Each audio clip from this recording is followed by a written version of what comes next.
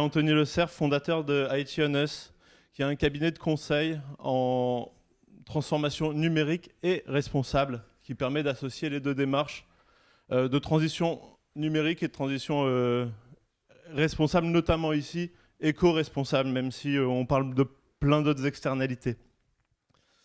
Et donc, on a fondé il y a 2 ans et demi, 3 ans, un collectif de professionnels qui a 3 missions, qui se donne 3 missions, de réduire les externalités négatives du numérique, environnementales, sociales ou économiques, de mettre le numérique au service de la RSE et du développement durable, et de changer un peu aussi le modèle économique et l'activité des entreprises du numérique.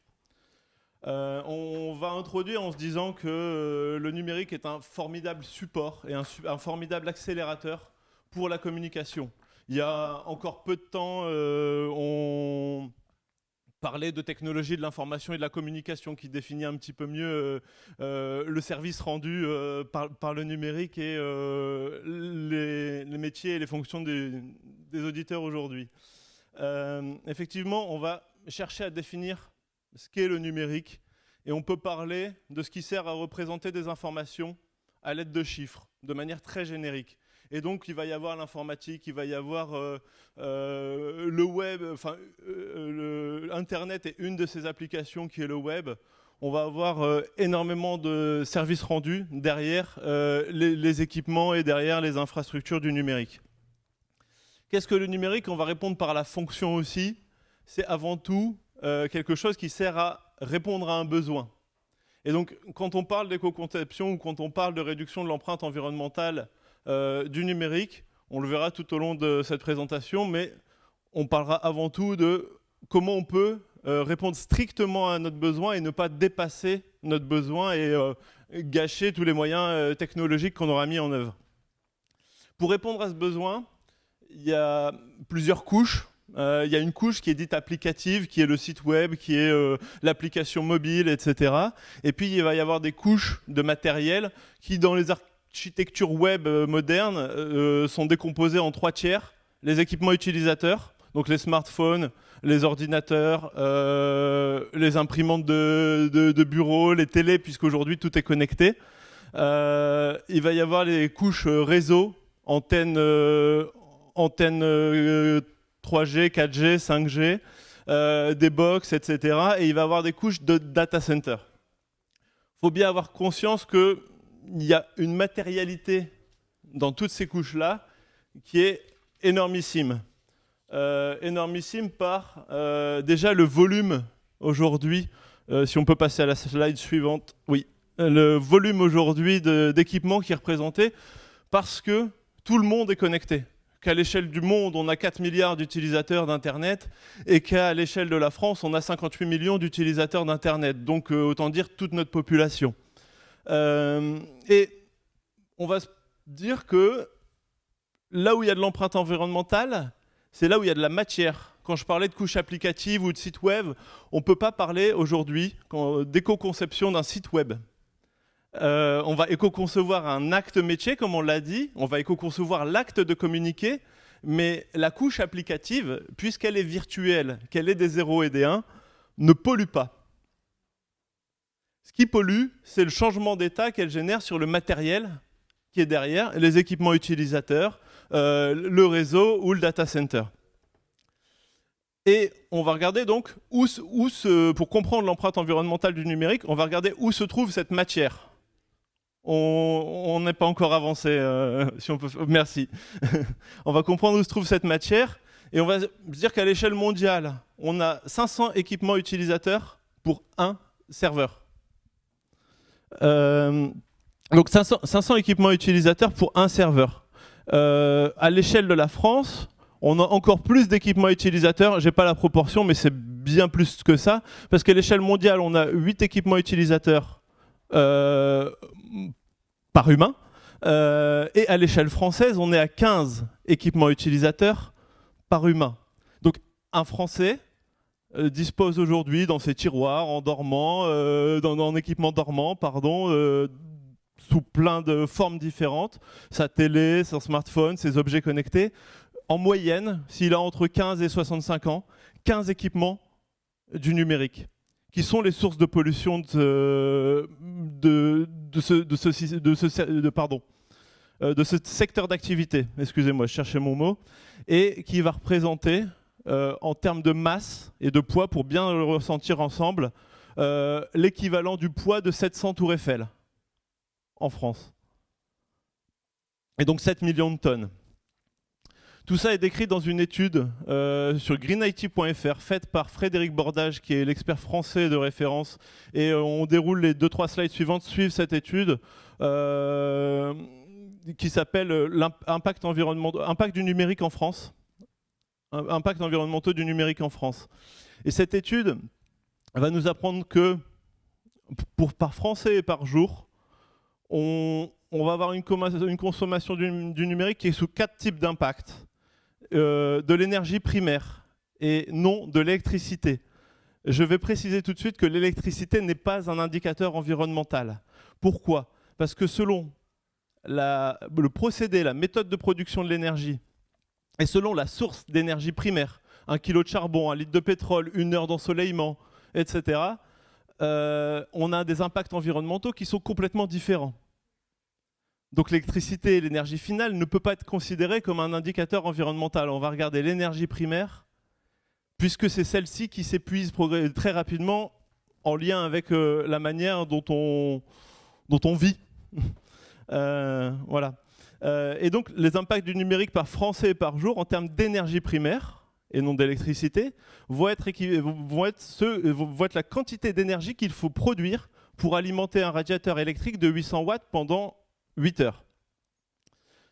En termes de gaz à effet de serre, et on verra après d'où viennent toutes ces quantités, c'est l'équivalent de 6 km en voiture par Français et par jour. 6 km en voiture, ça peut paraître peu. C'est un quart, si on en croit les derniers rapports du GIEC, c'est un quart du bilan de gaz à effet de serre quotidien d'un Français pour avoir un mode de vie soutenable. Donc au final, on a déjà dépensé un quart de notre bilan gaz à effet de serre par Français et par jour dans le numérique.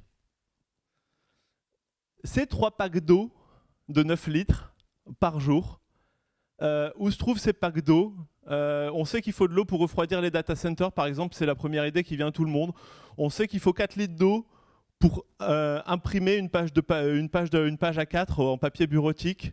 Il faut surtout 2000 litres d'eau pour fabriquer un PC, et il faut 26 000 litres, 26 tonnes d'eau pour fabriquer un écran de télé de 46 pouces. Donc c'est encore une fois les équipements utilisateurs qui vont centrer la majorité des impacts. Et enfin, par utilisateur et par jour, le numérique contribue à l'excavation de 200 kg de terre pour aller chercher les minerais qui permettent de fabriquer les équipements du numérique. Soit je suis un bon Français moyen qui a bien mangé 3 fois son poids. Voilà. Maintenant, on va réfléchir à comment se répartissent ces impacts. Et si on met de côté, mais on va l'analyser tout de suite, et après on la mettra de côté, la question de l'énergie qui est très vue par les médias et par le grand public, mais qui n'est pas du tout la seule question. Donc pour l'énergie, on a 37% des impacts qui sont associés à la fabrication des équipements utilisateurs. Il faut 37% de l'énergie qui est consommée par les services numériques est associée à la fabrication des équipements utilisateurs pour extraire les minerais notamment. C'est le seul domaine où, si on somme les utilisateurs, les réseaux et les serveurs, c'est le seul domaine où la phase d'usage est plus impactante que la phase de fabrication. C'est le seul indicateur environnemental où la phase d'usage est supérieure à la phase de fabrication. Pour tous les autres critères qu'on a ici, gaz à effet de serre, épuisement de l'eau, contribution au stress hydrique précisément, et ADP, c'est Abiotic Depletion Potential, c'est la contribution à l'épuisement des ressources minérales et des ressources abiotiques. 80% des impacts se situent à la fabrication des équipements utilisateurs, notamment par l'effet de volume. Donc, On prend ce constat comme tel et puis on va en déduire des actions très prochainement sur ce qu'on fait en termes de communication derrière. Donc on a une ressource qui est hyper impactante, en plus qui est non renouvelable, parce que si on se rappelle un petit peu nos cours du lycée, qu'on prend le tableau de Mendeleïev qui est ici, on va se rendre compte que la plupart des minerais qui sont associés à la fabrication des équipements du numérique ne sont pas recyclables.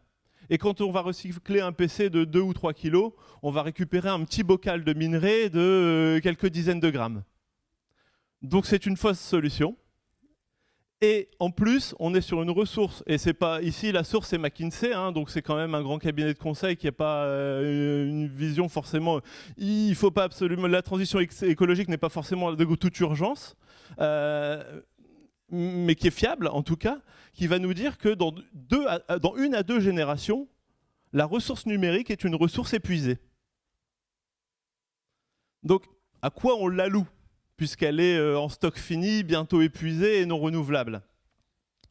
On l'alloue aux choses qui sont utiles. Et je vais prendre les principes de l'éco-conception de services numériques ou éco-conception web, les principes fondamentaux, et on va regarder tout de suite ensemble la question de la pertinence.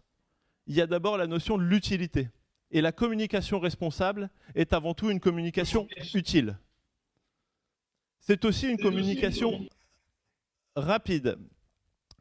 Pourquoi rapide? Parce qu'on va faire simple, le temps, c'est des impacts. Le temps d'usage des équipements des utilisateurs qui sont les cibles des communications, on va allouer une part de la durée de vie de ces équipements qui sert à recevoir votre communication, et la majorité des impacts va être proportionnelle au temps d'usage. Je ne dis pas que c'est l'usage qui impacte le plus, je dis que les impacts sont proportionnels au temps d'usage.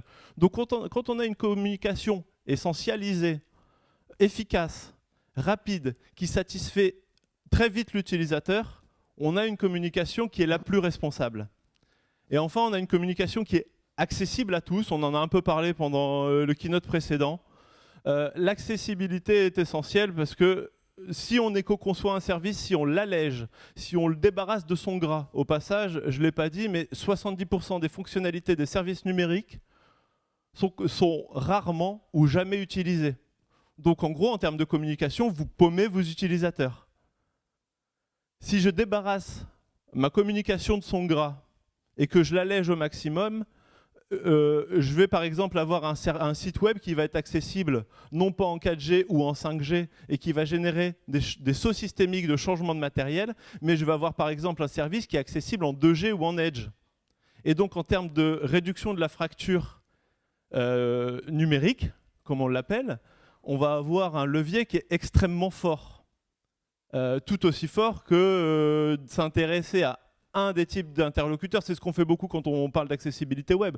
On s'intéresse aux personnes en situation de handicap, notamment malvoyantes. J'ai envie de dire, attention, il n'y a pas que. Même s'ils comptent énormément, il y a des gens qui sont au fond de la Creuse et qui n'ont pas de connexion efficace. Il y a des gens qui ont un vieux matériel et qui n'ont pas envie de changer de matériel. Et le changement de matériel représente la majorité de l'impact, comme on l'a vu. Donc si on conçoit simple, quand je dis simplicité dans le premier point ici, c'est avant tout simple pour les utilisateurs. Frugal, où on va éviter les fonctions inutiles et tous les messages inutiles et superficiels. Et pertinent, à ce moment-là, on respecte les fondamentaux de l'éco-conception, on minimise notre empreinte environnementale et on est performant pour l'utilisateur. Et pour synthétiser, quand on est un professionnel responsable de la communication, qu'est-ce qu'on fait? Effectivement, comme je l'ai dit, on essentialise le besoin de l'utilisateur pour le satisfaire, et c'est une notion de satisfaction utilisateur, le plus rapidement possible. À un moment donné, on a vécu une guerre commerciale, ou un affrontement, ou une concurrence, entre Yahoo et Google. Si y en a un qui a largement pris le pas sur l'autre, c'est bien avant tout pour des questions de simplicité d'usage et de fait d'aller droit au but et pas de multiplier les messages et les fonctionnalités au même endroit. En termes de communication, je vais pouvoir prendre pour la simplicité, je vais prendre l'exemple du carrousel. Le carrousel, sur un site web, va amener sur une même zone d'espace 3, 4, 5 messages qui sont différents, qui vont demander à l'utilisateur de revenir et qui vont lui redemander de l'intelligence et de l'analyse humaine. Donc c'est vraiment en termes de bonne pratique quelque chose qui n'est pas recommandé. On va donc essentialiser le besoin, y répondre stricto sensu et minimiser dans un second temps les ressources numériques qui sont associées. Des fois, on a effectivement bien plus de matière dans le numérique que dans le print. Je dis des fois parce que, et c'est même souvent, mais on ne peut pas prendre ces affirmations pour une généralité. Il faut regarder, ça dépend de l'acte métier auquel on répond, ça dépend du besoin auquel on répond. Peut-être qu'on a une énorme quantité de print pour un tout petit peu de numérique quelque part. Encore une fois, l'éco-conception demande avant tout de faire une analyse primaire des enjeux. Et enfin, c'est ce que je disais, on va aussi pas oublier des aspects de performance économique, puisqu'on parle de communication responsable, qui sont beaucoup liés à la qualité web, à la performance web, et des notions de performance sociale, notamment avec l'accessibilité. J'ouvrirai enfin, puisqu'on permet, en ayant des communications sobres, on permet aux utilisateurs de recevoir nos messages de communication sur du vieux matériel.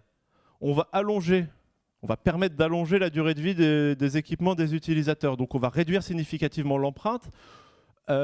Pour moi, les principaux impacts sociaux du numérique et du support de communication qu'est le numérique, et non pas l'inaccessibilité à certaines couches de la population en France, mais le travail d'enfants, puisqu'il y a des enfants qui travaillent dans les mines pour extraire les minerais qui permettent de fabriquer les équipements. À la fin de vie, il y a des enfants qui servent à trier, qui trient les minerais du numérique et qui trient les déchets numériques. Et on a du financement des conflits armés, comme on a eu les diamants du sang à un moment donné, par l'extraction des minerais et par des groupuscules qui financent leurs conflits grâce à l'extraction des minerais, notamment en République démocratique du Congo, où on a 6 millions de morts depuis les années 90. Donc la fin de vie et la phase de fabrication sont, encore une fois, même sur les critères sociaux, les phases les plus impactantes. Et le principal levier, c'est d'allonger la durée de vie des équipements utilisateurs. Voilà ma conclusion. C'est important de pouvoir aller à l'encontre de quelquefois des idées reçues et d'avoir un peu plus d'informations sur les véritables enjeux et on se rend compte que c'est assez complexe finalement et qu'il y a encore beaucoup de choses à explorer. Marion, comment on peut réagir à ce qu'on vient d'entendre ? Vous disiez qu'on ne pouvait pas vraiment éco-concevoir son site internet parce que c'est des données. Mais du coup, j'ai bien compris qu'en gros, on doit aller droit au but en termes d'usage, etc. derrière. Mais est-ce qu'il y a d'autres choses qu'on peut mettre en place, comme par exemple, est-ce qu'il y a des serveurs qui sont plus éco-responsables, enfin, oui. des petites pratiques un peu concrètes quand je dis qu'on ne peut pas éco-concevoir son site internet, c'est qu'on doit éco-concevoir un acte métier. Donc on éco-conçoit l'acte, je communique auprès de ma cible avec un support qui est un site internet, mais c'est l'acte communiqué et non le support qui est éco-conçu. Mais c'est l'usage en fait. C'est l'usage et c'est l'acte métier. D'accord. C'était surtout ça le premier message. Et donc c'est comment on va répondre avec le moins de matérialité possible à faire ma communication. En gros, être impactant avec le moins d'usage possible, que la personne elle aille le moins souvent, par exemple, sur le site, ou qu'elle fasse le moins de clics possible, mais qu'elle ait l'information, quoi. On n'est clairement pas dans l'économie de l'attention. D'accord. On est dans le droit au but, dans la satisfaction la plus directe possible de nos interlocuteurs. Et donc, éco-concevoir un site web, quelque part, je dis c'est pas possible. C'est possible. On peut minimiser la matière qu'il y a. Si on dit mon unité fonctionnelle, mon acte métier, c'est je communique via un site web, on va chercher à minimiser la matière qu'il y a associée à ce site web. Minimiser cette matière passe avant tout à dire ce site web est accessible sur du vieux matériel. Le data center est le dernier point, on l'a vu dans les répartitions d'impact, c'est le dernier domaine d'impact du numérique, le dernier tiers d'impact du numérique. Donc, quelque part, supprimer ces mails, je ne dis pas que c'est inutile, mais c'est peu efficace. Faire durer son matériel 6 mois de plus et éviter de jeter ses déchets dans un point qui n'est pas un point de collecte agréé, pour l'utilisateur, c'est beaucoup plus efficace. Pour le communicant, s'il n'y a pas besoin de capter l'attention d'une vidéo d'une demi-heure et tout ça, on va chercher à minimiser les ressources numériques qui sont associées au site web. Mais ce qui importe, c'est le temps de visite. D'accord. Donc en fait, il faut travailler sur l'UX design, en fait, sur beaucoup. Plus que finalement sur des choses comme les data centers. Ce que je dis là, c'est que c'est une question à la fois métier, à la fois technique, à la fois de graphique, et qu'il faut que tous les corps de métier, y compris les communicants, s'emparent de la question et travaillent ensemble et cassent les silos pour réussir à éco-concevoir. Parce que c'est avec le technicien qu'on aura la conscience de la matérialité qu'il y a derrière notre besoin, parce que c'est avec le graphiste qu'on saura réduire, etc.